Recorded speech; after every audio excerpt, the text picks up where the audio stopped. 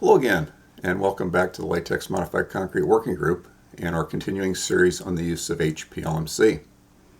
Thanks for joining us. I'm Pat Martins with Bridge Preservation and Inspection Services reporting for the working group. Today we will be looking at what may be the most important aspect of the HPLMC process, and that is the subject of curing of the concrete. Proper curing of HPLMC will result in excellent performance and an overlay that is expected to last 30 plus years. Improperly cured HPLMC, however, can lead to surface cracks, poor durability, and reduced service life. So you want to take extra care to follow the necessary steps to make sure curing is done correctly. As the installer, the first thing you're going to want to do is make sure that you have labor that is dedicated solely to the curing process. This should be covered in the pre-pour meeting. You do not want curing to be an afterthought that happens when the pour is over. Thoroughly soaked wet burlap is needed for the curing, and make sure you have plenty on hand.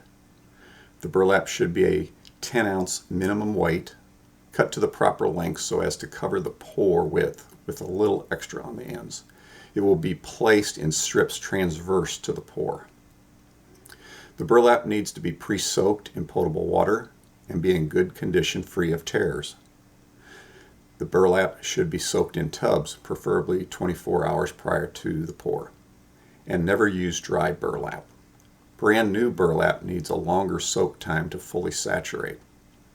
For new burlap, adding in some ivory dish soap or other wetting agent will enable the burlap to wet out easier and absorb water faster.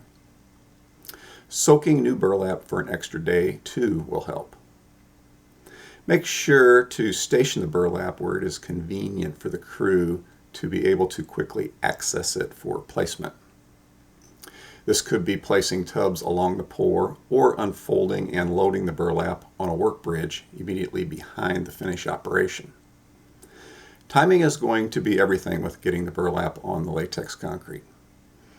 As soon as the concrete is able to sustain the weight of the wet burlap and not significantly mar the surface, it needs to be applied. When wet cure texturing is performed, the burlap should go on shortly after the tining is performed. You can do a finger test to see if the LMC will stick to your fingers. If so, the burlap addition may flatten out the tine markings. If not, then the burlap can be applied. If the surface will be dry grooved later, the burlap can go on sooner to keep the latex concrete fully hydrated and prevent drying of the surface. Any burlap markings left will not be as noticeable after the dry grooving is done. Generally, the burlap operation should be no more than 30 feet from the finish operation. When in doubt, cover it up. Crew members will grab the four corners of the burlap, stretch it out, and gently place the burlap on the fresh concrete.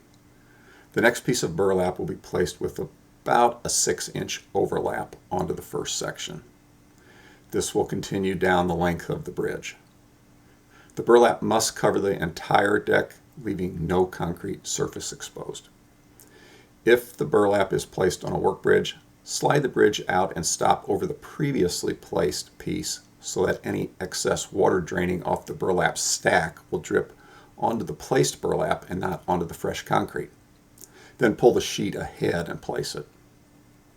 Working behind the burlap, white polyethylene plastic sheeting, minimum 6 mils, should be pulled up immediately behind the burlap to provide 100% coverage of the burlap.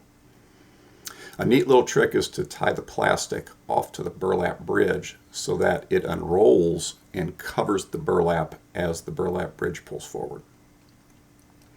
The plastic also needs to be secured at all the edges and seams to help lock the moisture in and prevent the wind from getting under it and allowing it to uncover the burlap.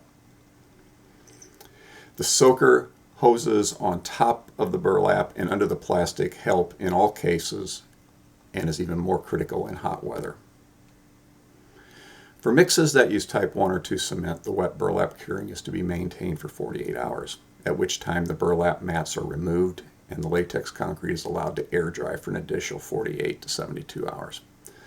The desired compressive strength should be achieved well within this period of time. If a type 3 cement is used, the wet cure period is 24 hours with an additional dry cure period for 24 more hours. When a rapid hardening calcium sulfoaluminate cement is used, such as CTS Rapid Set, the wet cure period is a minimum of 3 hours or until the desired strength is achieved, and no dry cure period is required. Be aware that later in the season, though, when the weather is cooler, it may require extending the curing hours so the overlay will be able to form the impermeable barrier that reduces chlorides from penetrating the deck to the reinforcing steel. And that wraps up our discussion of curing HPLMC. I hope you found this information to be helpful. Join us next week as we are going to take a look at the use of very early strength latex modified concrete. If you have a specific question on the curing of HPLMC or other topics related to latex concrete, you can drop us a line at the working group's email address at lmcwg@bridgepreservation.net. Follow us on the LMC Working Group's social media sites too. Hey, let's continue to extend the life of our bridge decks by preserving them with HPLMC overlays. See you next time.